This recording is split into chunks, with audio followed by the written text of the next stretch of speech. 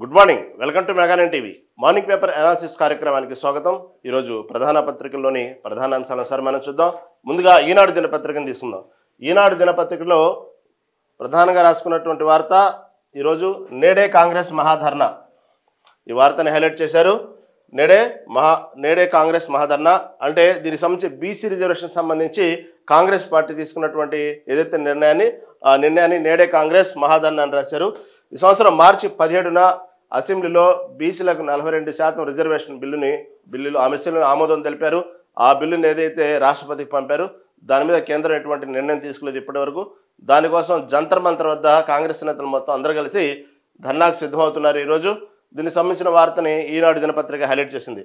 దీంట్లో ప్రధానంగా రిజర్వేషన్ల సాధనకు ఢిల్లీలో సీఎం పిసిసి అధ్యక్షుడు ఆధ్వర్యంలో ఆందోళన కార్యక్రమం. అంటే తెలంగాణ రాష్ట్రానికి సంబంధించిన సీఎం రేవంత్ రెడ్డి, అదేవిధంగా పిసిసి అధ్యక్షుడు మహేష్ కుమార్ గౌడ్ ఆధ్వర్యంలో ఢిల్లీలో జంతర్ మంతర్ వద్ద ఈరోజు ధర్నాకు సిద్ధమయ్యారు. దీనికి సంబంధించి ఈ సంవత్సరం మార్చి 17న ఏదైతే బీసీ రిజర్వేషన్ సంబంధించిన బిల్లుని అసెంబ్లీ ఆమోదం పొంది తర్వాత రాష్ట్రపతి దగ్గర పంపారు. ఇంతవరకు కేంద్రం మీద ఒత్తిడి తెచ్చే విధంగా ఈ ధర్నాన్ని మొదలుపెట్టారు. ఈ ధర్నాలో రాహుల్ గాంధీ కూడా పాల్గొంటారని వార్తలు వస్తూ ఉన్నాయి. అదేవిధంగా ఆ విషయాన్ని ఇక్కడ రాసుకున్నారు. కంపల్సరీ హాజరవుతారని ఇండియా కూటమికి సంబంధించినటువంటి ఏదైతే పార్టీ ఇండియా కూటమికి సంబంధించినటువంటి ఏదైతే ఉన్నారో దానికి సంబంధించిన పార్టీ ఎంపీలు వీళ్ళందరూ ఇక్కడ హాజరయ్యేటువంటి అవకాశం ఉంది. అదేవిధంగా ఇప్పటికే ఢిల్లీకి చేరుకున్నారు. మంత్రులు, ఎమ్మెల్యేలు, ఎమ్మెల్సీలు వీళ్ళందరూ కూడా చేరారు. ఈ జంతర్ మంతర్ దగ్గర ధర్నా గురించి మొత్తం ఏ విధంగా చేయాలి, అక్కడ ఉన్నటువంటి పరిసరాలు మొత్తాన్ని ఆయన పర్యవేక్షణలో మహేష్ కుమార్ గౌడ్ పర్యవేక్షణలో మొత్తం జరుగుతూ ఉంది. ఆ విషయాన్ని ఇక్కడ ఈనాడు దినపత్రిక హైలైట్ చేసింది. కాబట్టి ఏదైతే ఈ బీసీ రిజర్వేషన్ సంబంధించి 42% సంబంధించినటువంటి రగడ ఇప్పుడు తెలంగాణ రాష్ట్రంలో అన్ని పార్టీలు దీన్ని భుజానెత్తుకుని, ఎందుకంటే బీసీలు ఎక్కువ శాతం ఉంటారు కాబట్టి, అదేవిధంగా రేపు స్థానిక సంస్థల ఎన్నికల్లో బీసీ రిజర్వేషన్తో పాటే ఎన్నికలకు వెళ్ళాలని కాంగ్రెస్ పార్టీ కృత నిశ్చయంతో ఉంది. దీని గురించి చాలా గట్టిగా పోరాడుతోంది ఇటు కాంగ్రెస్ పార్టీ. దీనికి తోడు ఇటు పక్క బీఆర్ఎస్ పార్టీ కూడా దీనికోసం 42% రిజర్వేషన్ కోసం ఢిల్లీలో ధర్నా చేయడానికి బీఆర్ఎస్ పార్టీ కూడా సిద్ధమైంది. అదేవిధంగా తెలంగాణలో కూడా ఒక పెద్ద సభ ఏర్పాటు చేయాలని తలసాని శ్రీనివాస్ యాదవ్ ఇప్పటికే దానికి సంబంధించినటువంటి ఏర్పాట్లు కూడా చేస్తూ ఉన్నారు.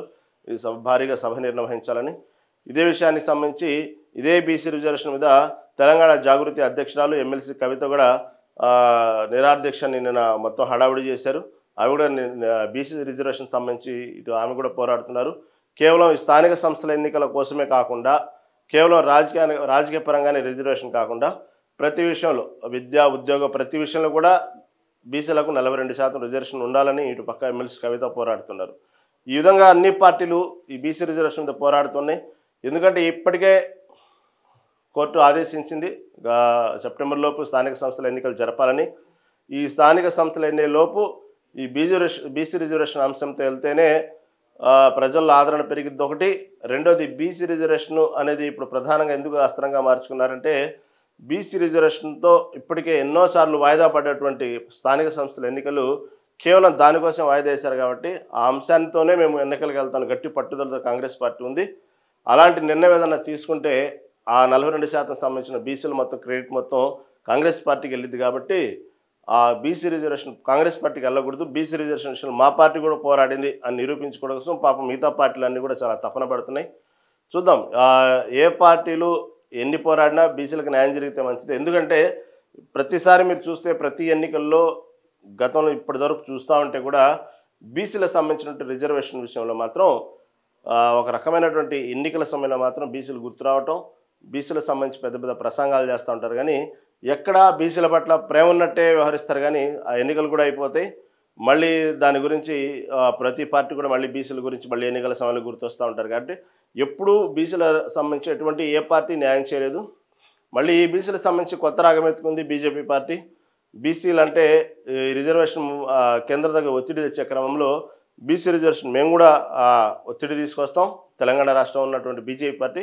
కాకపోతే ఈ బీసీలకు సంబంధించి రిజర్వేషన్ విషయంలో ఎక్కువగా లాభపడుతుంది మైనార్టీలు. కాబట్టి దీంట్లో బీసీల్లో మైనార్టీకి పొందుపరచకుండా ఉంటే మేము కూడా ప్రయత్నిస్తాము, తీసుకురావడానికి ఒత్తిడి తీసుకొస్తాము, అవసరమైతే మార్గం సుగమం చేయడానికి ప్రయత్నం చేస్తూ ఉన్నటువంటి విషయాన్ని ఇటు బీజేపీ పార్టీ కూడా గట్టిగా నొక్కి ఒక్కాడిస్తుంది.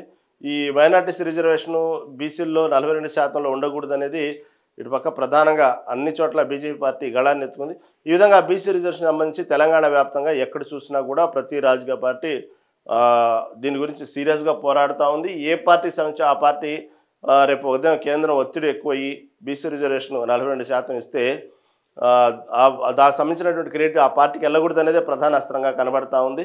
కాబట్టి ఈరోజు ఢిల్లీ దగ్గర ఈ జంతర్ మంతర్ దగ్గర జరిగేటువంటి ధర్నాలో ఈ బీసీ రిజర్వేషన్ సంబంధించి కేంద్రం మీద ఒత్తిడి తీసుకురావాలి, లేకపోతే రాష్ట్రపతి ద్రౌపది ముర్ము నుంచి ఒక అనుకూలమైనటువంటి ప్రకటన కోసం వెయిట్ చేస్తున్నాం. అలాంటి ప్రకటన రానప్పుడు సుప్రీంకోర్టు దాకా కూడా వెళ్తాము, దీని గురించి పోరాడతాం అనే విషయాన్ని కాంగ్రెస్ పార్టీ పదే పదే చెప్తుంది. కాబట్టి స్థానిక సంస్థల ఎన్నికలకి ఎక్కువ సమయం కూడా లేదు, సెప్టెంబర్లోపు ఎన్నికలు జరిపి తీరాల్సిందే అంటూ సుప్రీంకోర్టు గట్టిగా వార్నింగ్ ఇచ్చిన సందర్భంలో ఇప్పటికే ప్రభుత్వం దీని గురించి ఎప్పటికప్పుడు మొన్న జూలై 24 తారీఖే నోటిఫికేషన్ విడుదల చేయాలని ఇచ్చినటువంటి తీర్పుని ఇప్పటికీ దాటవేసింది. దానికి సంబంధించి ఇంకొంత సమయం కావాలని కోర్టును అడగటం కూడా జరిగింది రాష్ట్ర ప్రభుత్వం. ఈ బీసీ రిజర్వేషన్ సంబంధించినటువంటి అనేక రకమైనటువంటి న్యాయపరమైనటువంటి చిక్కులు సలహాలు ఇవన్నీ తీసుకుంటూ రాష్ట్ర ప్రభుత్వం ముందుకు వెళ్తూ ఉంది. ఎందుకంటే బీసీ రిజర్వేషన్ కనుక 42% పెంచితే ఓవరాల్గా 50% మీద రిజర్వేషన్ మీద ఎలా మేనేజ్ చేయాలి ఏందనే విషయాన్ని కూడా ప్రభుత్వం చూస్తూ ఉంది. ఇప్పటికే న్యాయ సలహాలు తీసుకుంటా ఉంది రాష్ట్ర ప్రభుత్వం. దీని గురించి ఎలా వెళ్ళిందో చూద్దాం. గతంలో చూసుకుంటే ఇలాంటి సందర్భాలు వచ్చినప్పుడే కొన్ని రాష్ట్రాలు తీసుకున్న నిర్ణయాలు స్వయంగా ఎటువంటి నిర్ణయాలు తీసుకుని ఎన్నికలకు వెళ్ళినాయి.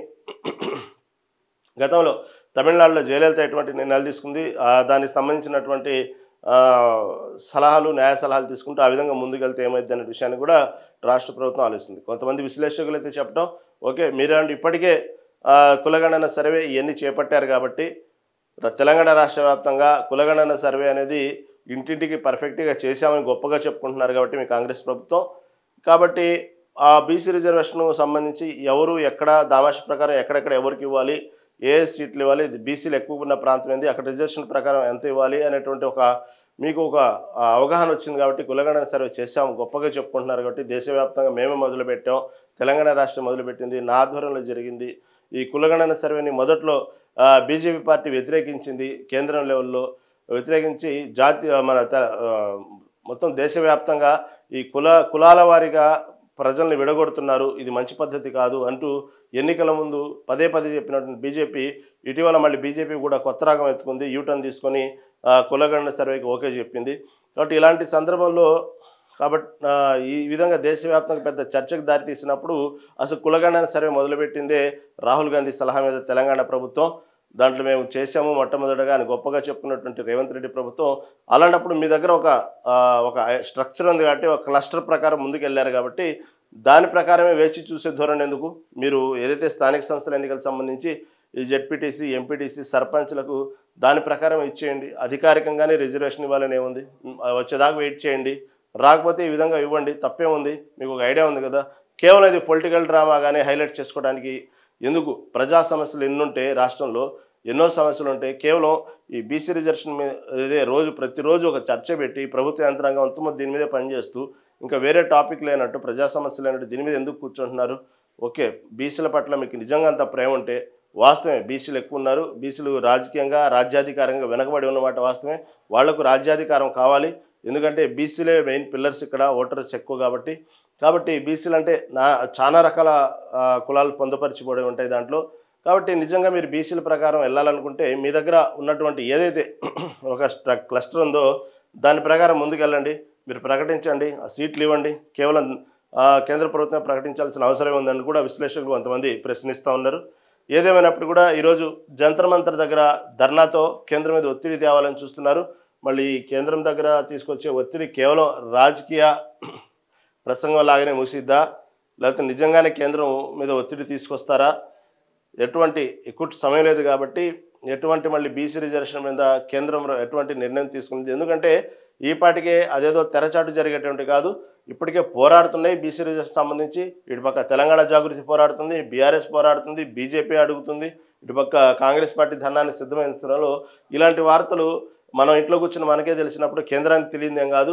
దీనికోసం అక్కడి దాకా దానికోసం ఒత్తిడి తీసుకొచ్చి ఫలానా పార్టీ ఒత్తిడి తీసుకొచ్చేదాకా వాళ్ళు తెచ్చుకోరు. ఈ పార్టీకి వాళ్ళు ఎన్నో రోజుల నుంచి జరుగుతుంది కాబట్టి కేంద్రం దగ్గర దీని గురించి అవగాహన ఉన్నది, దీని గురించి ఎటువంటి నిర్ణయం తీసుకోవాలనేది.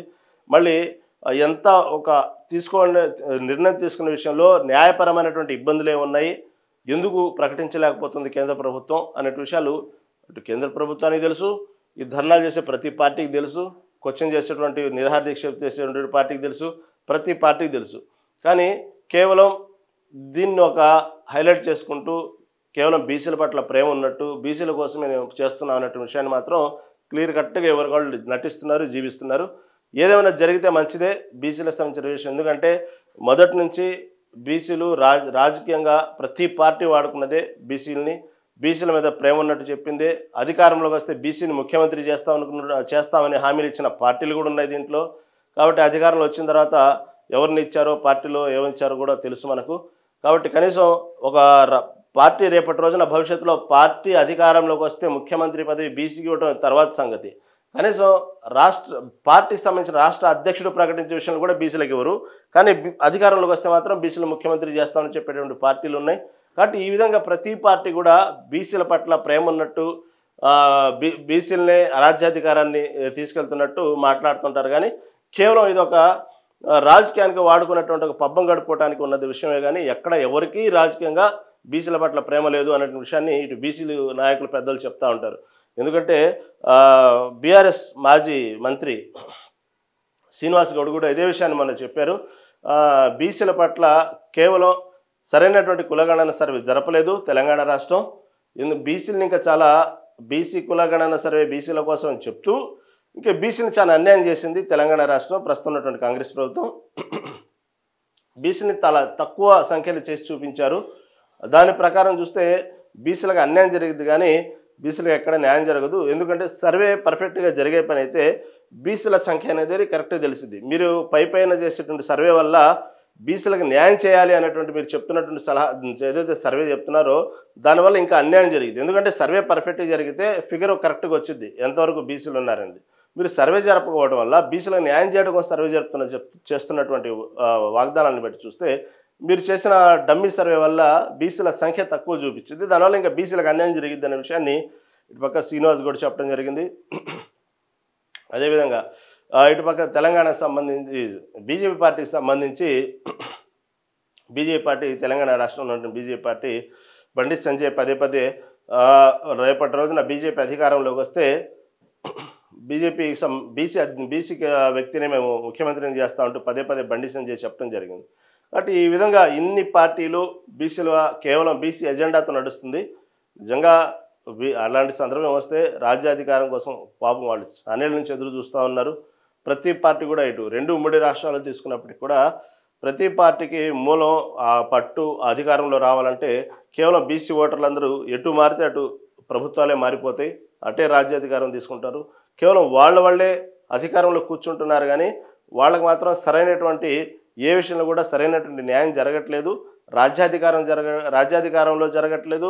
మిగతా విషయాల్లో కూడా వాళ్ళకి సరైనటువంటి న్యాయం జరగట్లేదు బీసీలకు. కాబట్టి వాస్తవంగా వాళ్ళు బీసీలు కనుక ఇలాంటి ఏదన్నా 42% కనుక చట్టం అమల్లోకి వచ్చి వాళ్ళకి ఆ రిజర్వేషన్ కనుక అమలు పరిస్తే మాత్రం వాస్తవంగా చాలా వరకు బీసీలకు న్యాయం చేసినట్టే ఆ విషయంలో. ఎందుకంటే వాళ్ళు ఎన్నో సంవత్సరాల నుంచి వేచి చూస్తున్నారు. ప్రతి ఎన్నికలు ఈ వాగ్దానాలు ఇలాగిపోతున్నాయి. కాబట్టి ఎప్పుడైతే ఇప్పుడు వేసినటువంటి కేవలం ఈ రోజున మీరు ఆ బీసీ రిజర్వేషన్ కనుక తీసుకొస్తే భవిష్యత్తులో ముందు తరాల్లో భవిష్యత్తులో బీసీలు కూడా ఒక స్థాయిలో మంచి ఆర్థికంగానే కాదు ఒక రాజకీయంగా చదువుల విషయంలో ప్రతి విషయంలో కూడా ఆ రిజర్వేషన్తో వాళ్ళు సమాజంలో కొంత ఉన్నత స్థానాలకు ఎదిగేటువంటి అవకాశం ఉంది. కాబట్టి ఈ రిజర్వేషన్ మీద మాత్రం ఖచ్చితమైనటువంటి చిత్తశుద్ధితో కనుక ప్రయత్నిస్తే మాత్రం అయ్యేటువంటి అవకాశం ఉంది. కాబట్టి దీనికోసం పోరాడుతూ ఉన్నారు. ఎందుకంటే ఇటు పక్క చూస్తే గతంలో ఇదే విధంగా బీసీలకు సంబంధించి చూసాం. 2 రాష్ట్రాల్లో జరిగినటువంటి ఈ మధ్యకాలం ఎన్నికలు చూస్తే బీసీలు ఎటు నిర్ణయం తీసుకుంటే అటు రాజ్యాలు మారినటువంటి చూసాము. కాబట్టి బీసీలకు సంబంధించి విషయంలో మాత్రం చాలా జాగ్రత్తగా వ్యవహరించాలి అనేటువంటి విషయాన్ని మాత్రం 2 తెలుగు రాష్ట్రాల గత ఎన్నికలు నిరూపించాయి. కాబట్టి కేవలం బీసీ సంబంధించినటువంటి ఓటర్ల సంఖ్య ఎక్కువ కాబట్టి వాళ్ళ విషయంలో అది స్వార్థమైన కానివ్వండి, రాజకీయ ప్రయోజనాలు కానివ్వండి, ఏమైనా కానివ్వండి వాళ్ళ కోసం ప్రతి పార్టీ మాత్రం పోరాడాల్సిందే, గట్టిగా అడగాల్సిందే, ప్రశ్నించాల్సిందే. వాళ్ళకి మాత్రం న్యాయం చేయాల్సిందే. చూద్దాం ఈరోజు జంతర్ మంతర్ దగ్గర తీసుకునే ధర్నా వల్ల ఎటువంటి కొత్త కొత్త పరిణామాలు దారితీస్తాయి, లేదంటే ఎప్పటిలాగానే కేవలం ఇది ఒక రాజకీయ డ్రామా లాగానే ముగిసిద్దా అనేది దీనికి సంబంధించి ఒక క్లారిటీ వచ్చింది ఈరోజు. చూద్దాం. ఈ విషయాన్ని ఈనాడు దినపత్రిక హైలైట్ చేసింది. తర్వాత ఇంకొక ప్రధాన వార్త, త్వరలో జిల్లాకు రైతు విజ్ఞాన కేంద్రం, అన్నదాతలకు డ్రోన్లు రోబోటిక్స్పై శిక్షణ. ఈ విషయాన్ని హైలైట్ చేసింది ఈనాడు దినపత్రిక. రాష్ట్రంలోని రైతులకు పంటల సాగులో ఆధునిక సాంకేతికను అందుబాటులో ఉంచడంతో పాటు ప్రయోగాలు, ఆవిష్కరణలు ఫలాలు అందించేందుకు వీలుగా ఏదైతే రాష్ట్రంలో ఉన్నటువంటి రైతులకు కేవలం రైతులు సీజన్ వచ్చినప్పుడల్లా ఏదో ఒక పంట వేయాలనేటువంటి ధోరణిలో వెళ్తూ ఉంటారు. అనేకసార్లు ఒకసారి అదృష్టం బాగుంటే దానికి తగ్గటువంటి పంట ఏదైతే వేశారో దానికి మంచి గిట్టుబాటు ధర కలిగినప్పుడు వాళ్ళు లాభపడుతూ ఉంటారు. ఒక్కోసారి గిట్టుబాటు ధర లేనప్పుడు ఎందరో మంది రైతులు పాపం పండించిన పంటకు సరైన గిట్టుబాటు ధర లేక రోడ్డును పాలవటం చూసాం, ఆత్మహత్యలు చేసుకోవటం చూసాము. ఇలా ప్రతిసారి రైతులకు ఉన్నటువంటి వాతావరణం ఏంది, ఈ సమయంలో ఎటువంటి సంబంధించినటువంటి సాగు చేయాలి, ఏ ఏ ఏ ఈ సీజన్లో ఎటువంటి మందులు వాడాలి, ఇలాంటి సరైనటువంటి అవగాహన లేక చాలాసార్లు నష్టపోతూ ఉంటారు రైతులు. చానేళ్ల నుంచి ఈ రైతులకు సంబంధించినటువంటి వాళ్ళు కూడా ఒక రకమైనటువంటి విజ్ఞానం కలిగించే విధంగా ఎన్నో ప్రయోగాలు ప్రభుత్వం చేస్తూ ఉంది.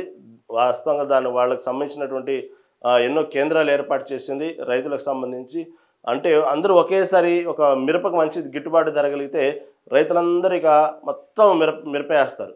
ఒకసారి శనగలు మంచి గిట్టుబాటు ధర ఉందనుకుంటే అందరూ శనగలు వేస్తారు. దానివల్ల రైతులు సరైన గిట్టుబాటు ధర లేక పండించిన పంటను ఏం చేయాలో అర్థం కాక పెద్ద పెద్ద గోడౌన్స్లో పెట్టేసి, ఏసీల్లో పెట్టేసి దానికోసం రేట్ల కోసం ఎదురు చూస్తూ అక్కడ డబ్బులు కొడుతూ చివరికి చూస్తే మొత్తం మీద వాళ్ళ చేతికి వచ్చేటప్పటికి ఏం మిగలవు.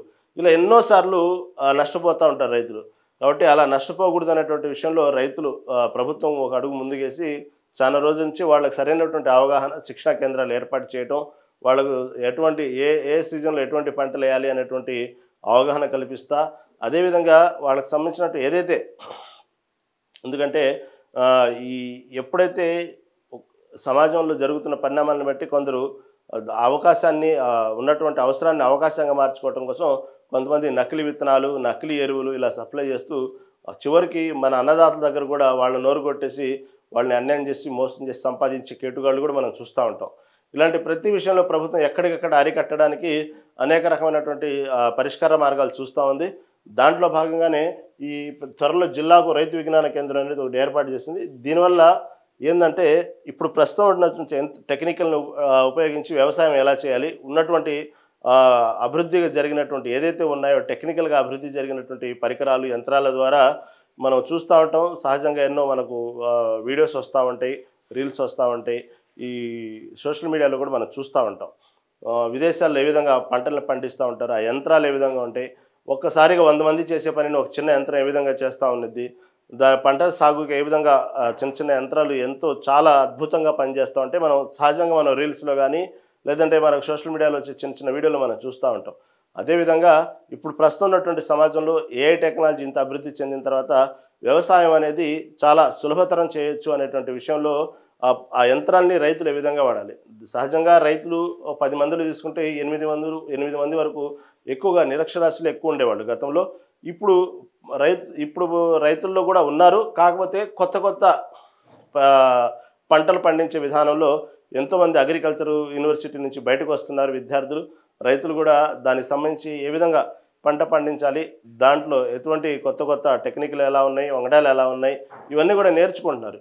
కాబట్టి ఇప్పుడు వస్తున్నటువంటి ఏదైతే పరికరాలు ఉన్నాయో, యంత్రాలు ఉన్నాయో దాన్ని టెక్నికల్గా వాడి సాగు చేసి అధిక దిగుబడితో పాటు వ్యవసాయం అనేది కూడా ఇది చాలా కష్టతరమైనటువంటి వ్యవసాయం అనేటువంటి అపోహను తొలగించి చాలా చక్కగా ఉన్నటువంటి యంత్రాలని, పరికరాలని వాడుకుంటూ వ్యవసాయాన్ని కూడా చాలా సులభతరంగా చేసుకుంటూ వ్యవసాయాలు కూడా మంచి లాభాలు గడిస్తూ వ్యవసాయం పట్ల ఎందుకంటే భారతదేశం అంటేనే వ్యవసాయం. కాబట్టి అలాంటి వ్యవసాయాన్ని ఈరోజు చూస్తున్నాం. రోజు మనం కూడా ఆహారోత్పత్తుల్ని వేరే దేశాల నుంచి దిగుమతి చేసుకునే స్థాయికి వచ్చిందంటే మన దేశమే వేరే దేశాలకి ఎగుమతి చేసే రోజులు పోయి ఆహార ఉత్పత్తులకు సంబంధించి మనం కూడా చివరికి దిగుమతి చేసుకున్నామంటే వ్యవసాయం పట్ల ఎంత ఆదరణ తగ్గిందో మనకు అర్థమైపోతుంది. కాబట్టి అసలు మన భారతదేశమే అన్నదాత సుఖీభవలాగా మన భారతదేశమే మొత్తానికి ఈ రైతుల మీద ఆధారపడేటువంటి భారతదేశం ఇది. కాబట్టి రైతుల్ని ఎప్పుడైతే మనం మర్చిపోతామో, రైతులు ఎప్పుడైతే వ్యవసాయం అనేది మనకు దూరం అయిద్దో భవిష్యత్తులో చాలా క్లిష్ట పరిస్థితులు మనం చూస్తాం. కాబట్టి ఈ వ్యవసాయాన్ని సపోర్ట్ చేస్తూ, వ్యవసాయాన్ని ఎంకరేజ్ చేస్తూ ప్రభుత్వాలు ఇప్పటికే వ్యవసాయం మీద కూడా వ్యవసాయం అనేది కూడా ఒక ఉద్యోగం లాగానో, ఒక వృత్తి లాగానో దాన్ని కూడా గౌరవించాలి అనేటువంటి విధంగా ఇప్పటికే ఎన్నో అగ్రికల్చర్ యూనివర్సిటీస్ దాన్ని ముందుకు వచ్చినాయి. ప్రభుత్వం కూడా వ్యవసాయం పట్ల ప్రజల్లో అవగాహన కలిగిస్తూ, రైతుల్లో అవగాహన కలిగిస్తూ దాన్ని కూడా ఒక ప్రేమగా అదొక ఉద్యోగం లాగా వ్యవసాయం అనేది దండగ కాదు, వ్యవసాయం అనేది పండగ అనే విధంగా ప్రభుత్వం ఎన్నో కార్యక్రమాలు చేస్తూ ఉంది. దాంట్లో భాగంగా ప్రస్తుతం ఉన్నటువంటి డెవలప్మెంట్ అయినటువంటి కొన్ని పరికరాలని వాడుకుంటూ వ్యవసాయాన్ని చాలా సునాయాసంగా ఏ విధంగా చేయొచ్చు అన్నటువంటి జిల్లాకు విజ్ఞాన కేంద్రం లాగా ఏర్పాటు చేస్తూ ఉంది. దాని ద్వారా ఏదైతే ఈ డ్రోన్లు, రోబోటిక్స్ పై శిక్షణ ఇస్తుందో వాళ్ళకి డ్రోన్లు ఏ విధంగా వాడాలి, డ్రోన్ల వల్ల వ్యవసాయం ఏ విధంగా చేయాలి, డ్రోన్ల వల్ల విత్తనాలు ఎలా నాటుకుంటూ వెళ్ళాలి, దానికి సంబంధించినటువంటి మందులు ఏదైతే ఉన్న ఎరువులు ఉన్నాయో ఏ విధంగా పంట పొలాల్లో చల్లుకుంటూ వెళ్ళొచ్చు. అంటే మాకు మనిషి చేసేటువంటి కష్టాన్ని ఈ రోబోటిక్స్ ద్వారా చాలా సులభతరంగా వ్యవసాయం ఏ విధంగా చేసుకోవచ్చు అనేటువంటి విషయాన్ని ఈ డ్రోన్ల ద్వారా కానివ్వండి, రోబోటిక్స్ సంబంధించినటువంటి కానీ శిక్షణ ఇస్తూ ఉన్నారు. ఈ రైతులకు సంబంధించి ప్రభుత్వం నిర్ణయం తీసుకుంది. రాష్ట్రంలో రైతులకు పంటల సాగులో ఆధునిక సాంకేతికతను అందుబాటులో ఉంచడంతో పాటు ప్రయోగాలు, ఆవిష్కరణల ఫలాలను అందించేందుకు వీలుగా ప్రతి జిల్లాకు రైతు విజ్ఞాన కేంద్రం స్థాపించాలని ప్రభుత్వం నిర్ణయించింది. ఈ మేరకు ఆచార్య జయశంకర్ తెలంగాణ వ్యవసాయ విశ్వవిద్యాలయం ఆర్బీకేలపై ప్రతిపాదనలు సిద్ధం చేస్తుంది. రాష్ట్ర వ్యాప్తంగా 9 ఏరువాక కేంద్రాలు, 8 కృషి విజ్ఞాన కేంద్రాలు పనిచేస్తున్నాయి. ఈ విధంగా చూడండి చూపించినట్టు ఈ డ్రోన్ల ద్వారానే పండిన పంట మీద ఏ విధంగా సంబంధించినటువంటి ఎరువులు ఏ విధంగా సాగు చేయాలి, మొత్తం ప్రతిదీ కూడా ఒక డిజిటలైజేషన్గా, రోబోటిక్గా, డ్రోన్ల పరంగా ఏ విధంగా వ్యవసాయం చేయటం అనేది ఇప్పుడు రైతుల శిక్షణా కేంద్రాలు ఏర్పాటు చేస్తూ ఉన్నారు. దీనికి సంబంధించి కూడా ఈనాడు దినపత్రిక హైలైట్ చేసింది. తర్వాత ఇంకొక వార్త, అంతర్గత మథనం. ఇప్పటికీ దాదాపుగా ఈ సంవత్సరం సంబంధించి ఇప్పటికీ విద్యాశాఖ అడ్మిషన్స్ కూడా పూర్తయిపోయినాయి. ఇప్పటికే క్లాసులు కూడా మొదలైపోయినాయి. ఏదైతే 10వ తరగతి సంబంధించినటువంటి అంతర్గత మార్కులకు సంబంధించి ఇప్పటికీ ఒక సస్పెన్స్ కొనసాగుతుంది. ఇప్పటికీ విద్యార్థులకు దీని పట్ల సరైనటువంటి సమాచారం లేక ఇప్పటికీ ఇబ్బంది పడుతున్నారు. ఈ అంతర్గత మార్కులకు సంబంధించి గతంలో ఇక్కడ చూస్తే అంతర్గత మార్కులు లేవంటే రాష్ట్ర ప్రభుత్వం నిర్ణయం తీసుకుంటే మొన్న ఢిల్లీలో జరిగినటువంటి ఏదైతే ఎస్ఎస్సి సంబంధించినటువంటి దాంట్లో అంతర్గత మార్కుల టాపిక్ తీసుకొచ్చి అంతర్గత మార్కులు ఉండాలి అనేటువంటి విషయాన్ని చెప్పిన తర్వాత మళ్ళీ మల్లగుల్లాలు పడుతూ రాష్ట్ర ప్రభుత్వం ఏ నిర్ణయం తీసుకోవాలో అర్థం కావట్లేదు. ఈ ప్రశ్నాపత్రాల సరళిపై 10వ తరగతి విద్యార్థులు ఎదురుచూపు. అంటే సబ్జెక్ట్కి వచ్చి ఎన్ని మార్కులు ఉంటాయి అనే విషయంలో ప్రశ్నాపత్రాలకు సంబంధించినటువంటి ఏదైతే ఉన్నాయో దాంట్లో అంతర్గత మార్కులకు సంబంధించి ఇంతవరకు ప్రభుత్వం ఏ నిర్ణయం తీసుకోకపోవటం వల్ల ఇటు విద్యార్థులు కూడా దీనికి సంబంధించి ఎదురు చూస్తూ ఉన్నారు. గత ఏడాది నవంబర్లో జీవో ఇచ్చారు. 10వ తరగతిలో అంతర్గత మార్కులు అసలు ఉన్నాయా లేవా అనేటువంటి విషయాన్ని రాష్ట్రంలో 5 లక్షల మంది విద్యార్థులు ఈ సమాధానం కోసం ఎదురు చూస్తున్నారు. అంతర్గత మార్కులను తొలగిస్తూ గత ఏడాది నవంబర్లో ప్రభుత్వం జీవో జారీ చేసింది. గత సంవత్సరం జీవో జారీ చేసింది ప్రభుత్వం ఈ అంతర్గత మార్కులు లేవని. కాదు, ఇటీవల ఢిల్లీలో జరిగినటువంటి ఏదైతే ఉందో జాతీయ విద్యా పరిశోధన శిక్షణ మండలి అంటే SCORT అనేది ఒక వర్క్షాప్ నిర్వహించారు. దీంట్లో ఈ ప్రశ్నలను లేవనెత్తడంతో పాఠశాల విద్యాశాఖ అధికారులు పునరాచరణలో పడ్డారు.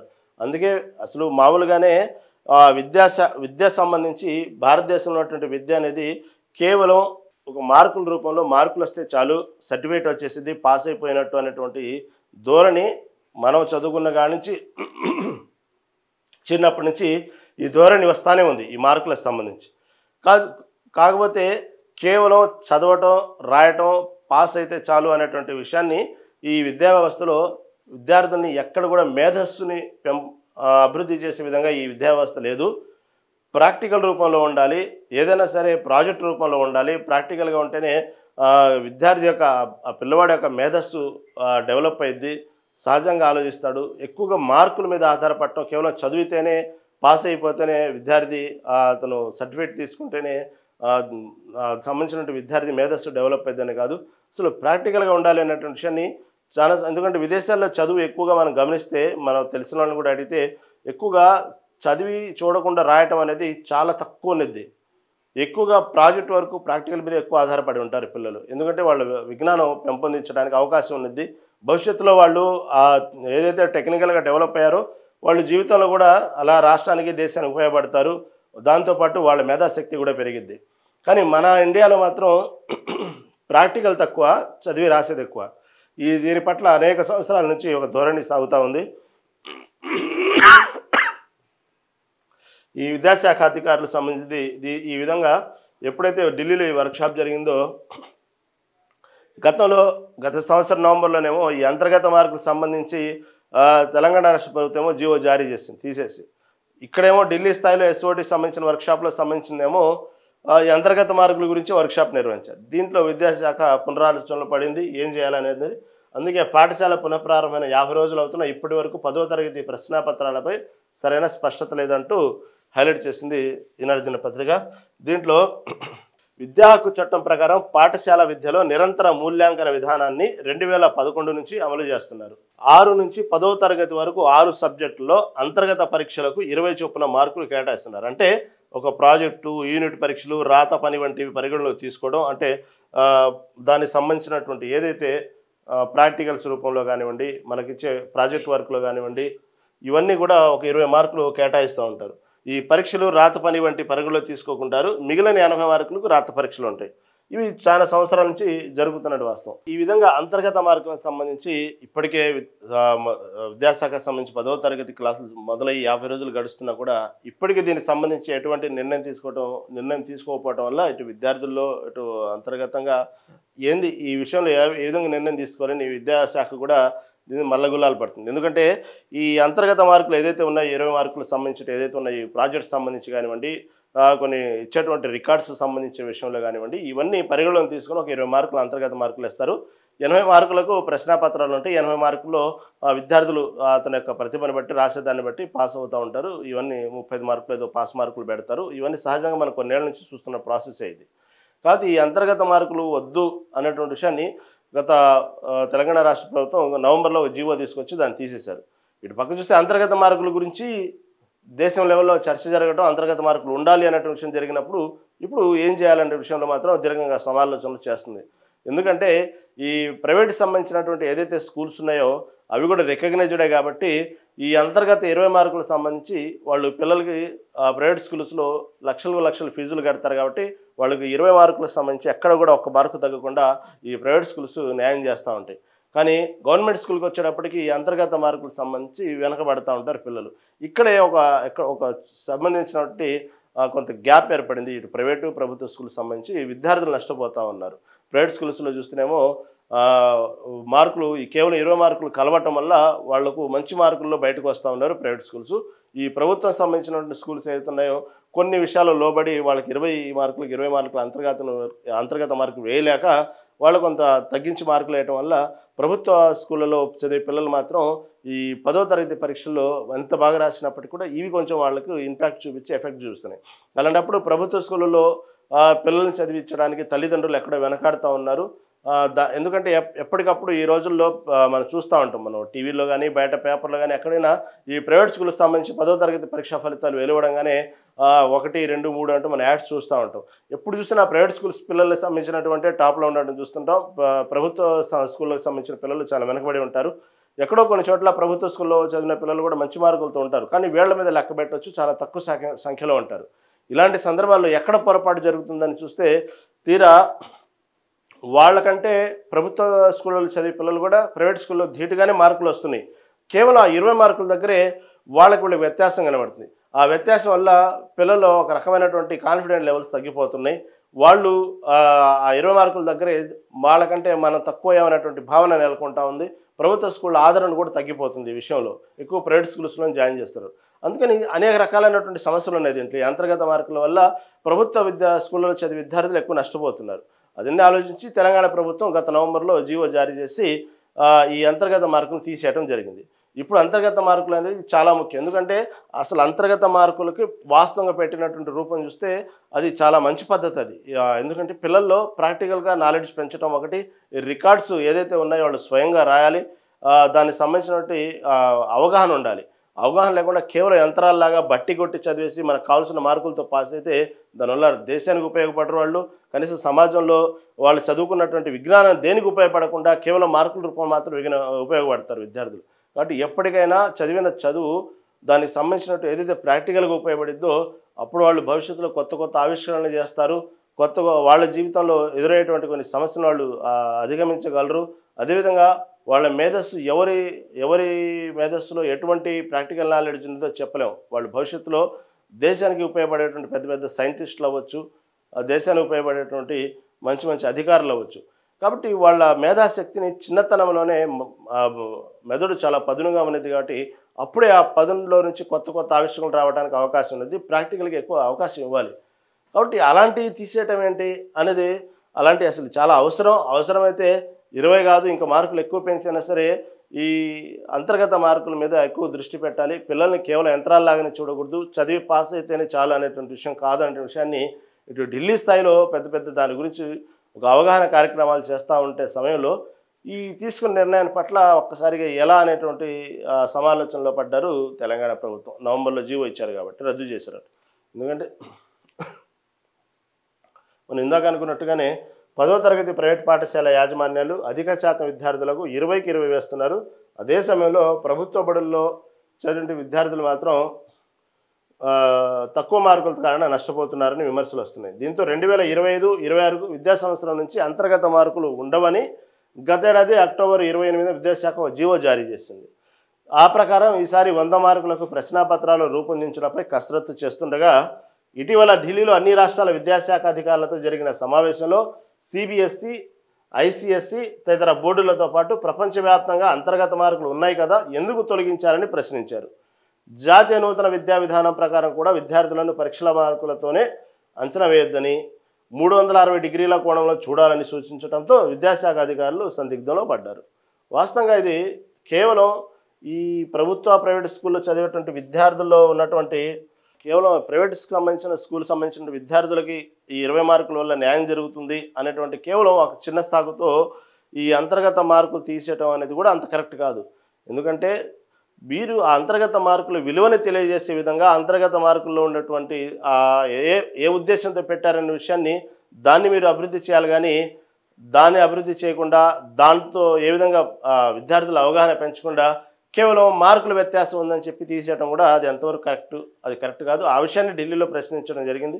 ఇప్పుడు దీన్ని 100కు 100 మార్కులు ప్రశ్నాపత్రాలు తయారు చేయాలని సిద్ధమైనటువంటి తెలంగాణ ప్రభుత్వం ఇప్పుడు ఎలా ఏం చేయాలా అనేటువంటి విషయాల్లో మాత్రం ఇప్పుడు పునరాలోచనలో పడింది. ఇది ఈ విషయాన్ని అదేవిధంగా దీని మీద భిన్నాభిప్రాయాలు కూడా వ్యక్తం అవుతూ ఉన్నాయి. అంతర్గత మార్కులు ప్రశ్నాపత్రాల సరళిపై ఇటీవల పాఠశాల విద్యాశాఖ డైరెక్టర్ కార్యాలయంలో ఆర్జేడీలు, డిఈఓలు, ఎంఈఓలు, స్కూల్ కాంప్లెక్స్ హెచ్ఎంలు, సబ్జెక్ట్ నిపుణులు తదితరులతో వర్క్షాప్ నిర్వహించారు. ఈ సందర్భంగా అందరూ భిన్నాభిప్రాయాలు వెలువచ్చారు. దీంతో నిర్ణయాన్ని ప్రభుత్వానికి వదిలేస్తూ ఆయా అంశాలపై ప్రతిపాదనలు పంపారు. ఎప్పుడైతే ఢిల్లీలో ఈ విధంగా దీని గురించి ఒక అవగాహన ఏర్పడిందో ఎలా చేద్దాం అనేటువంటి విషయాన్ని ఇటు తెలంగాణ ప్రభుత్వం ఈ మధ్యన ఒక వర్క్షాప్ ఏర్పాటు చేసింది. దాంట్లో ఈ విధంగా విద్యాశాఖ డైరెక్టర్ కార్యాలయంలో చేశారు. దాంట్లో ఆర్జేడీలు కానివ్వండి, డిఈఓలు, ఎంఈఓలు, స్కూల్ కాంప్లెక్స్ హెచ్ఎంలు, ఈ విధంగా సబ్జెక్ట్ మీద నిపుణులు వీళ్ళందరినీ హాజరుపరిచి దీన్ని ఎలా చేద్దాం అనేటువంటి విషయాన్ని గంటలుగా దాని గురించి మాట్లాడితే ఎవరో భిన్నాభిప్రాయాలు వ్యక్తం చేశారు. చివరికి సరే నిర్ణయం మీరే తెలుసుకోవాలని ప్రభుత్వం మీద వదిలేశారు ఈ నిర్ణయాన్ని. కాబట్టి దీన్ని ఈ విధంగా ఉంది. కాబట్టి ఇప్పటికే క్లాసులు మొదలై 50 రోజులు దాటింది. కాబట్టి ఇప్పుడు 100 మార్కుల మీద వాళ్ళ పిల్లలకి సిలబస్ ఇప్పుడు ఎందుకంటే ఇప్పటి వరకు 80 మార్కుల వరకు సంబంధించినటువంటి సిలబస్ని ప్రతి నెల సిలబస్ ఏ విధంగా ఏ సబ్జెక్టులు చెప్పాలి, ఏ పాఠాలు చెప్పాలని ఒక సిస్టమ్ ఉండేది, ఒక డైరీ లాగా మొత్తం ప్లాన్ ఉంది. 20 మార్కులు అంతర్గత మార్కులు అని. కాబట్టి ఎప్పుడైతే అక్టోబర్ నవంబర్లో జీవో జారీ చేసిందో అప్పటి నుంచి కేవలం 100కు 100 మార్కులకు సంబంధించినటువంటి ప్రతి నెల సంబంధించినటువంటి చార్ట్ అనేది ప్రిపేర్ చేస్తారు గవర్నమెంట్కి సంబంధించింది. దాని ప్రకారం విద్యాశాఖ స్కూల్స్కి పంపిద్ది. దాని ప్రకారమే యూనిట్ ఎగ్జామ్స్ కానివ్వండి, క్వార్టర్లీ ఎగ్జామ్స్ కానివ్వండి, హాఫర్లీ సంబంధించినవి కామన్గా పెడతా ఉంటారు. దాని ప్రకారం సబ్జెక్ట్స్, దాని ప్రకారం సిలబస్ కూడా ఫిలప్ చేయాలి, వాళ్ళు ముందుకెళ్ళాలి. దాని ప్రకారం 100 మార్కులకు 100 మార్కులకు ఒక చార్ట్, ఒక ప్రణాళిక ఏర్పాటు చేసి దాని మీద ముందుకెళ్తుంది ఈ కొత్త విద్యా సంవత్సరంలో తెలంగాణ ప్రభుత్వం. ఎప్పుడైతే ఈ విధంగా ఢిల్లీలో ప్రశ్నించిన తర్వాత మళ్ళీ 80 మార్కులు కుదించాలి. 80 మార్కులు కుదించి 20 మార్కులు అంతర్గత మార్కులు పెట్టాలి.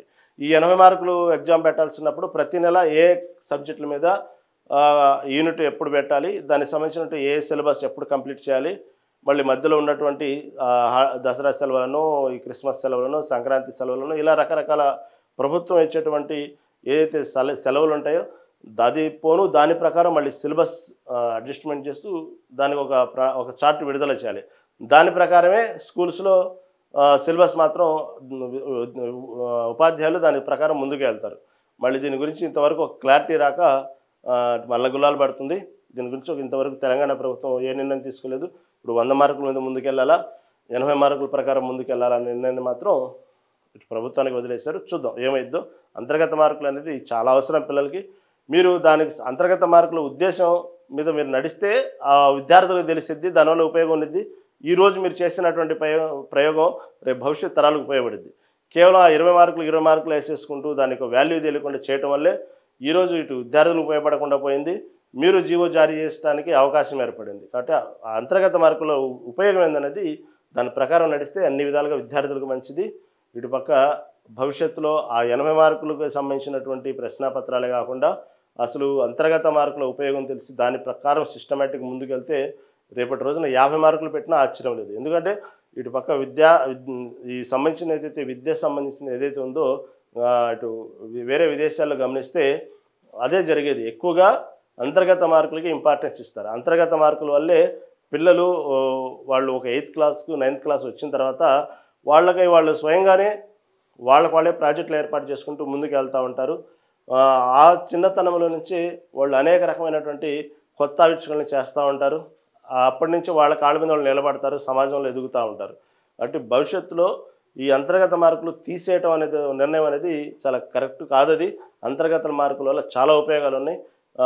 దాని ఉపయోగం ఏందనేది కరెక్ట్గా ప్రాక్టికల్గా వెళ్తే దాని ఉపయోగాలు తెలుస్తాయి. అంటే దీని గురించి విద్యాశాఖ ఎటువంటి నిర్ణయం తీసుకుంటే మన భవిష్యత్తులో చూద్దాం. ఇంకొక వార్త, ఉత్తరకాశీలో ఉత్పాతం అని ఏదైతే తీసారండి. ఉత్తరాఖండ్కి సంబంధించినటువంటి వరదల వల్ల కొన్ని గ్రామాలే అసలు గ్రామాలు ఎటుపోయినాయి కూడా కొట్టుకుపోయినాయి. ఇటు గంగోత్రి వెళ్ళే దారి అయితే కొన్ని గ్రామాలు పేర్లు కూడా అసలు కొన్ని ఇప్పుడు ఎక్కడున్నాయి దాని డిజైన్ కూడా మారిచిపోయింది. మొత్తం దాదాపు 3 అంతస్తులు 2 అంతస్తులు 4 అంతస్తుల బిల్డింగ్లే ఏదో ఒక చిన్న పేపర్ కొట్టుకుపోయినాయి వరదల్లో. అంతటి భారీ వరదలు రావటం అందరినీ కలిసివేసింది. ప్రధానమంత్రి కూడా దిగ్భ్రాంతి వ్యక్తం చేశారు ఈ విషయంలో. దాదాపుగా ఇటు గంగోత్రికి వెళ్ళేటువంటి ద్వారంలో ఉన్నటువంటి అనేక గ్రామాలు అసలు ఆ గ్రామాలు ఇప్పుడు ఎక్కడ ఉన్నాయి కూడా మ్యాప్లో లేకుండా పోయినాయి. ఆ విధంగా వరదలు తుడిచిపెట్టుకుపోయినాయి. ఒకసారిగా దాదాపుగా 60 నుంచి 70 మంది ఈ వరదల్లో అడ్రస్ గల్లంతారు. ఇప్పుడు ఎక్కడ ఉన్నారో కూడా తెలియదు, దాంట్లో చిక్కుపోయారు. ఈ వార్తని హైలైట్ చేసింది. ధరాచి గ్రామం అనే ఒక గ్రామం ఉంది గంగోత్రి వెళ్ళే దారిలో. అసలు ఆ గ్రామం అయితే పూర్తిగా రూపురేఖలు లేకుండా మొత్తం గ్రామమే తుడుచుకుపెట్టుకుపోయింది. అంతటి ఘోరమైన వరదలు ఈసారి చూశారు. ఈ విషయంలో ప్రధానమంత్రి నరేంద్ర మోదీ దిగ్భ్రాంతి వ్యక్తం చేయడం జరిగింది. దాదాపుగా వరదల్లో 60 నుంచి 70 మంది చిక్కుకున్నారు. శిథిలాల కింద మరో 12 మంది దాకా ఉండొచ్చు అనే అనుమానం ఉంది.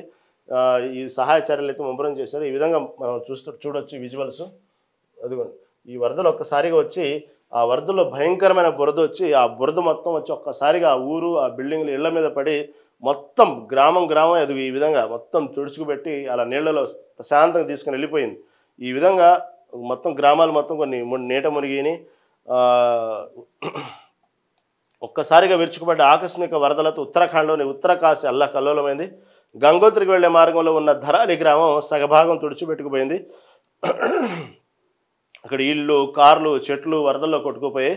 60 నుంచి 70 మంది వరకు ఈ వరదల్లో చిక్కుపోయారని, కనీసం 4 మరణించుంటారు. మరో 12 మంది దాకా శిథిలాల కింద ఉండుంటారని భావిస్తున్నారు. ఖీర్ గంగా నది పరివాహక ప్రాంతంలోని మంగళవారం ఉదయం మేఘ విస్ఫోటనంతో ఒక్కసారిగా విరుచుపడ్డ బురదతో కూడిన వరద అతివేగంగా ధరాలి గ్రామంలో దూసుకొచ్చింది. దీంతో 3 నుంచి 4 అంతస్తుల భవనాలు పేకమేడలా కుప్పగొలి వరదల్లో కొట్టుకుపోయాయి. ధరాలిలో 20 నుంచి 25 హోటళ్లు, హోమ్ స్టేలు వరదల్లో కొట్టుకుపోయాయి. ఈ గ్రామానికి సమీపంలో కొండకు మరోవైపున ఇదే గ్రామానికి సంబంధించిన ధరాలి గ్రామానికి సంబంధించినటువంటి పక్కన ఇంకో గ్రామం ఉంది. దానికి సంబంధించిన కొండ చీలిపోయి ఒక్కసారిగా సుక్కి అనేటువంటి గ్రామం ఉంది. ఆ గ్రామం మొత్తం కూడా మునిగిపోయింది. ఈ ప్రాంతంలో వర్షాలు మంగళవారం మధ్యాహ్నానికి ఆగలేదు. దీంతో సహాయక చర్యలు తీవ్ర అంతరాయం కలుగుతుంది. ఈ విషయంగా మనం ఇప్పటికే కొన్ని సామాజిక మాధ్యమాల్లో మనం చూస్తున్నాము. ఈ ఉత్తరాఖండ్లో వరదలు అసలు చాలా భయానకరంగా ఉన్నాయి దృశ్యాలు. గ్రామాలే తుడుచుకుపెట్టిపోవడం అనేది, ఎందుకంటే ప్రధానంగా ఈ బురద సంబంధించిన వరదల వల్ల ఈ బురదలు మొత్తం ఒక్కసారి కప్పేసింది. మనం గతంలో ఇటీవలి కాలంలో 1 సంవత్సరం క్రితం మనం కేరళలో కూడా చూసాము బురద ఎంత ప్రమాదకరం. ఈ వరదలు వచ్చినప్పుడు ఈ బురదల్లో ఎంతోమంది ప్రాణాలు కోల్పోవటం మనం కేరళలో కూడా చూసాము. అలాంటిదే ఈ వరద బీభత్సంలో ఈ బురద కలిసి రావటం వల్ల ఇలా కొన్ని గ్రామాలే చూస్తుండగానే తుడుచుకుపెట్టుకుపోవటం ఉత్తరాఖండ్కి సంబంధించినటువంటి విషయంలో మాత్రం చాలా ఘోరమైనటువంటి వాతావరణం అక్కడ చూస్తున్నాం. అక్కడ ఏదైనా సహాయక చర్యల పాల్గొందామంటే భయంకరంగా వర్షం పడుతుంది. ఈ వర్షం వల్ల ఆటంకిగా ఏర్పడుతూ ఉంది. దీని గురించి ఇప్పటికే అనేక సహాయక బృందాలు దీంట్లో సహాయ కార్యక్రమాలు మునిగిదేలారు. ప్రధానమంత్రి విషయంలో దిగ్భ్రాంతి వ్యక్తం చేశారు. కేంద్ర ప్రభుత్వం నుంచి అనేక అక్కడ ఉన్నటువంటి బృందాలు దిగి దానికి సంబంధించినటువంటి సహాయక చర్యలు చేస్తూ ఉన్నాయి. ఇంకా వర్షం ఇప్పటికీ కొనసాగుతుందనేటువంటి వార్తలు అయితే వస్తూ ఉన్నాయి. ఇంకొక వార్త ప్రధానంగా ఏకపక్షం నిరాధారం అంటూ ఏదైతే కాళేశ్వరం సంబంధించి జస్టిస్ ఘోష్ కమిటీ ప్రభుత్వానికి ఇచ్చినటువంటి 665 పేజీల విషయంలో ఈ సుదీర్ఘమైనటువంటి ప్రజెంటేషన్ ఇవ్వటం జరిగింది హరీష్ రావు. ఇంతేకాకుండా ఈ కాళేశ్వరం ప్రాజెక్టు సంబంధించినటువంటి ఏదైతే నిన్న మంత్రివర్గం కూర్చొని మాట్లాడుకుని అవసరమైతే కేవలం ఏకపక్షంగా వెళ్లకుండా అన్ని పార్టీలకు సంబంధించినటువంటి అసెంబ్లీలో సమావేశాలు పెడదాము, అన్ని పార్టీల అభిప్రాయాలు తీసుకుందాం, అన్ని పార్టీలు ముందు పెడదాం, చర్చించిన తర్వాతే గ్రామాల్లో దీని గురించి కాళేశ్వరం సంబంధించినటువంటి విషయాన్ని మనం గ్రామానికి తీసుకెళ్దాం అనేటువంటి విషయాన్ని ఇటు రాష్ట్ర ప్రభుత్వం తీసుకుంటే, అదేవిధంగా హరీష్ రావు బీఆర్ఎస్ పార్టీకి సంబంధించి కూడా ఈ కాళేశ్వరం సంబంధించినటువంటి విషయాన్ని ప్రతి నియోజకవర్గంలో బహిరంగంగానే మనం దీని గురించి చర్చలు పెడదాం అనే విషయాన్ని వాళ్ళు ఒక ప్లాన్తో ముందుకు వెళ్తున్నారు. కాళేశ్వరం సంబంధించినటువంటి మొత్తం ఏకపక్షంగా జరిగింది పీసీ ఘోష్ కమిటీ నివేదిక మొత్తం. కాబట్టి రెండు వైపుల వాదనలు వినాలి ఏం జరిగింది అనేది. కానీ కమిటీలో ఎటు చూసినా కేవలం ఏకపక్షంగానే రాశారనే విషయాన్ని హరీష్ రావు చెప్పడం జరిగింది. కాకపోతే కాళేశ్వరం సంబంధించినటువంటి ఏకపక్షంగా వెళ్ళారా లేదా అనే విషయాన్ని చూస్తే అధికారులతో ఘోష్ కమిటీ ఎన్నోసార్లు విచారణకు పిలిచింది, మాట్లాడటం మనం చూసాము. అదేవిధంగా ఎవరైతే ఏకపక్షంగా చెప్పారు అనేటువంటి విషయం చెప్తున్న హరీష్ రావుని విచారణ చేసిన విషయం మనం చూసాము. ఈటెల రాజేంద్రని పిలిచి విచారణ చేసిన విషయం చూసాం. మాజీ సీఎం కేసీఆర్తో సహా అందరిని విచారించారు. ఇక్కడ ఏకపక్షంగా కేవలం ప్రభుత్వం చెప్పిందే రాసుకుందేం లేదు. అప్పుడు ఉన్నటువంటి ఎవరైతే ఉన్నారో అధికారులను కానివ్వండి, కాంట్రాక్టర్స్ని కానివ్వండి, అప్పుడున్న ప్రభుత్వంలో ఉన్నటువంటి విషయాన్ని మాత్రం అందరికీ తెలిసిన విషయం. కాకపోతే దీంట్లో ఏకపక్షంగా రాశారు అనేటువంటి విషయాన్ని హరీష్ రావు చెప్పడం జరిగింది. ఇంకా కొన్ని అబద్ధాలు చెప్పారు, అసలు ఎక్కడ కూడా దీని గురించి తీర్మానం పెట్టలేదన్నమాట అవాస్తవం. చూడండి, ఒకవైపే చూసి విని నిలబడి నివేదిక ఇచ్చినట్లుంది. తుమ్మడిహెట్టి దగ్గర నీటి లభ్యత లేదని కేంద్రమే చెప్పింది. కాళేశ్వరం ప్రాజెక్టు క్యాబినెట్ ఆమోదం లేదన్నది పచ్చబద్ధం. ఎందుకంటే అసలు ఈ కాళేశ్వరం సంబంధించి క్యాబినెట్ ఆమోదం పొందలేదు, కేవలం ఒకళ్ళిద్దరు మంత్రి నిర్ణయాలతోనే జరిగిందనేది మొదటి నుంచి కాంగ్రెస్ పార్టీ చెప్పుకొస్తుంది. ఇది పచ్చాబద్ధం. ఈ క్యాబినెట్ ఆమోదం లేదనేది, క్యాబినెట్ ఆమోదంతోనే ముందుకెళ్ళాము అంటూ ప్రజెంటేషన్లో మాజీ మంత్రి హరీష్ రావు వెల్లడించడం జరిగింది. ఇది కుట్రపూరితంగా ఘోష్ కమిషన్ విచారణ అంటూ చెప్పుకురావడం జరిగింది. దీని గురించి ఇంకా రకరకాలుగా ఒక ప్రాజెక్ట్ రూపంలో ముందుకు తీసుకెళ్తే కాళేశ్వరం సంబంధించినటువంటి బీఆర్ఎస్ నిర్ణయాలు ఏ విధంగా ఉన్నాయి, రైతులకు ఏ విధంగా ఉపయోగపడింది, ఈ కాళేశ్వరం వల్ల తెలంగాణ రాష్ట్రానికి ఏ విధంగా ఉపయోగం అనే విషయాన్ని, అదేవిధంగా పీసీ ఘోష్ తీసుకున్న నిర్ణయాలు, ఈ కమిటీ ఇచ్చినటువంటి నివేదిక 665 పేజీలు ఇచ్చిన నివేదిక గురించి కూడా ప్రజల్లో తీసుకెళ్లాలి అనేటువంటి విధంగా ఇటు బీఆర్ఎస్ పార్టీ సిద్ధమవుతా ఉంటే, ఇటు కాంగ్రెస్ పార్టీ దీని గురించి అసెంబ్లీలో చర్చ పెట్టడానికి సిద్ధమవుతా ఉంది. అసెంబ్లీలో అందరి అభిప్రాయాలు తీసుకోవడానికి, అన్ని పార్టీల అభిప్రాయాలు తీసుకోవడానికి, అవసరమైతే దీని గురించి ఒక సుదీర్ఘమైనటువంటి అసెంబ్లీలో తీర్మానం పెడదాం అనేటువంటి ఆలోచనలో రాష్ట్ర ప్రభుత్వం ఉంది. అయిన తర్వాత నెక్స్ట్ స్టెప్ ప్రతి గ్రామానికి బీఆర్ఎస్ పార్టీ చేసిన తప్పిదమైంది. కాళేశ్వరం సంబంధించినటువంటి ప్రాజెక్టు విషయంలో ఎందుకు డిజైన్ మార్చారు, ఎందుకు ప్రాంతం మార్చారు, ఎందుకు దానికి సంబంధించినటువంటి కాంట్రాక్ట్స్ అవకతవకలు ఎందుకు పాల్పడ్డారు, ఎందుకు అప్పుడే తొందరగా కొన్ని పిల్లర్స్ ఎందుకు కూలిపోయినాయి, ఇవన్నీ కూడా ప్రజల్లో ఒక అవగాహన కలిగించే విధంగా ఎందుకు దీని గురించి ఇంతగా మాట్లాడుతున్నాం అనే విషయాన్ని ఇటు తెలంగాణ రాష్ట్రం కూడా ప్రజల్లో తీసుకెళ్ళడానికి సిద్ధమవుతా ఉంది. ఇది భవిష్యత్తులో కేవలం ఇంకా ముందు రాజకీయాలు స్థానిక సంస్థల ఎన్నికల తర్వాత దాదాపుగా కాళేశ్వరం సంబంధించినటువంటి వాటి మీదే రెండు పార్టీలు ప్రజల్లోకి వెళ్ళడానికి ఇది ఒక పెద్ద యుద్ధ ప్రాతిపదికన తీసుకున్నట్టు అర్థమవుతా ఉంది. దీని గురించి అంత ఈజీగా దీన్ని వదిలేలేదు ఈ సంబంధించినటువంటి ఏదైతే కమిటీ ఇచ్చినటువంటి నివేదికని. కాబట్టి 60 పేజీలుగా 665 పేజీల నివేదికలో వచ్చిన అంశాలను 60 పేజీలుగా బయటపెట్టారు. దీన్ని చూస్తుంటే కుట్రపూరితంగానే ఘోష్ కమిషన్ విచారణ జరిగినట్లు కనిపిస్తుంది. ఒకవైపే చూసి విని నిలబడి ఏకపక్షంగా నిరాధారంగా ఇచ్చిన నివేదిక ఇది. గతంలోనూ ఎంతోమంది రాజకీయ నేతలపై కమిషన్లు వేశారు, ఏవి న్యాయస్థానాల ముందు నిలబడలేదు. కేసీఆర్ని హింసించాలన్న కుట్రపూరిత దురుద్దేశంతో సీఎం రేవంత్ రెడ్డి ఈ కమిషన్ వేసినట్లుగా అర్థమవుతుంది. అసెంబ్లీలో 665 పేజీల నివేదిక పెడితే వాస్తవాలను ప్రజల ముందుంచి ప్రభుత్వాన్ని నిలదీస్తామని బీఆర్ఎస్ సీనియర్ నేత మాజీ మంత్రి టి హరీష్ రావు స్పష్టం చేశారు. కాళేశ్వరం ప్రాజెక్టుపై కాంగ్రెస్ కుట్రలు, కమిషన్ వక్రీకరణలు, వాస్తవాలు పేరుతో తెలంగాణ భవన్లో మంగళవారం Harish Rao power point presentation ఇచ్చారు. ముఖ్యమంత్రి రేవంత్ రెడ్డి పాలనను గాలికి వదిలేశారు. బీజేపీ, కాంగ్రెస్ కలిసి బీఆర్ఎస్పై రాజకీయ కక్ష సాధింపు చర్యలు పాల్పడుతున్నాయి. కాళేశ్వరం ప్రాజెక్టులో మేడిగడ్డ బ్యారేజీ 2 పియర్స్ కూలితే ఎన్డీఎస్ఏ 3 రోజులుగా నివేదిక ఇచ్చింది.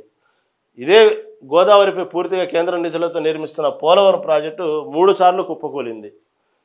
పోలవరం ప్రాజెక్టు కానీ అక్కడికి ఎన్డీఎస్ఏ ఎందుకు వెళ్ళలేదు? ఇప్పుడు మేడిగడ్డపై హుటాహుటైన నివేదిక ఇచ్చిన ఎన్డీఎస్ఏ అప్పటి చైర్మన్ చంద్రశేఖర్ అయ్యర్ ఆధ్వర్యంలోనే పోలవరం కట్టారు. అప్పుడు మేడిగడ్డలో పియర్స్ కుంగుబాటుకు బాధ్యులు కేసీఆర్, హరీష్ రావు అయితే మరి పోలవరం కూలిపోవడానికి బాధ్యుడు ప్రధాని మోదీనా, ఆ నిర్మాణాన్ని పర్యవేక్షించిన అంటూ హరీష్ రావు ఒక పాయింట్ని లేవనెత్తారు. ఎందుకంటే పోలవరం సమయంలో కూడా ఇలాంటివి జరిగింది.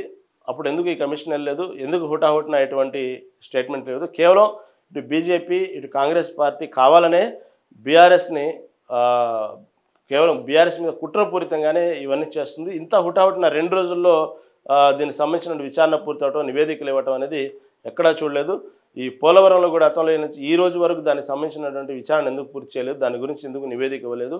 కేవలం కావాలనే ఇక్కడ బీజేపీ, ఇటుపక్క కాంగ్రెస్ పార్టీ 2 ఏకమై కావాలని బీఆర్ఎస్ పార్టీ మీద కుట్రపూరితంగా వ్యవహరిస్తున్న విషయాన్ని సుదీర్ఘంగా ప్రజెంటేషన్ ఇవ్వడం జరిగింది. ఈ విషయాన్ని కూడా హైలైట్ చేసింది ఈనాడు దినపత్రిక. తర్వాత ఏదైతే మొదటి నుంచి అనేక సార్లు ఎన్నికలు జరిగినప్పుడల్లా కూడా ఒక పార్టీ అనుకూలంగా వస్తే ఒక స్టేట్మెంటు, అధికార పార్టీ ఎప్పుడైతే ఓడిపోయిందో అదో రకమైన స్టేట్మెంట్, ఇలా ప్రతిసారి మనం దాదాపు 2009 ఎన్నికల కానించి మనం చూస్తూనే ఉన్నాం ఈ విషయాన్ని.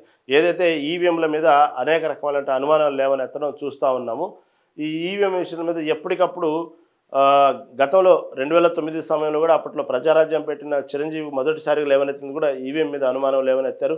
ఆ తర్వాత ఎన్నికలు జరిగిన ప్రతిసారి కూడా ఈవీఎం మీద ఎక్కడో కొంతవరకు ఇటు ప్రజల్లో కానివ్వండి, నాయకుల్లో కానివ్వండి, ఎక్కడో కొంత అనుమానాన్ని లేవనెత్తుతూ ఉంటారు. మళ్ళీ అర్థం కాక దాన్ని వదిలేస్తూ ఉంటారు ఈవీఎంల గురించి. దానికి సంబంధించిన అనేక సార్లు ఏదైతే ఎన్నికల కమిషన్ దాని గురించి ఒక అనుమానాన్ని నివృత్తి చేయడానికి అనేక సార్లు దానికి ముందుకెళ్ళి చివరికి అలాంటిది ఏమి ఉండదు. ఈవీఎం అనేది ఒక ఎలక్ట్రానిక్ పరికరం, దీన్ని ఎక్కడా హ్యాక్ చేయడం జరగదు, దీనికి ఆన్లైన్ ఏ ఉండదు, దీనికి సంబంధించిన పాస్వర్డ్లు కూడా ఏమి ఉండవు. కాబట్టి అది చాలా కష్టం, అసలు అది అయ్యే పని కాదు, దానికి అటువంటి లేదు అనేటువంటి విషయాన్ని ఇక్కడ మన భారత ఎన్నికల కమిషన్ చెప్తా ఉన్నది. కానీ విదేశాల్లో కొన్నిసార్లు చూస్తూ ఉంటే ఈవీఎంని హ్యాక్ చేయొచ్చు అనేటువంటి విదేశాల్లో ఉన్నటువంటి కొన్ని విదేశాలు దీని గురించి చెప్తా ఉన్నప్పుడు మందు కూడా హ్యాక్ అయి ఉండొచ్చు అనేటువంటి మళ్ళీ యూటర్న్ తీసుకుంటూ ఉంటారు. అమెరికా లాంటి దేశాల్లోనే అసలు ఈవీఎంలో తీసేసి బ్యాలెట్ల మీద ఆధారపడుతుంటే మనం ఎందుకు ఇక్కడ ఈవీఎం మీద ఆధారపడటం ఎందుకు? ఈవీఎంల వల్ల ఇలా ప్రభుత్వాలే ప్రతిసారి మళ్ళీ 5 ఏళ్లకు ఒకసారి ఎన్నికలు వస్తాయి.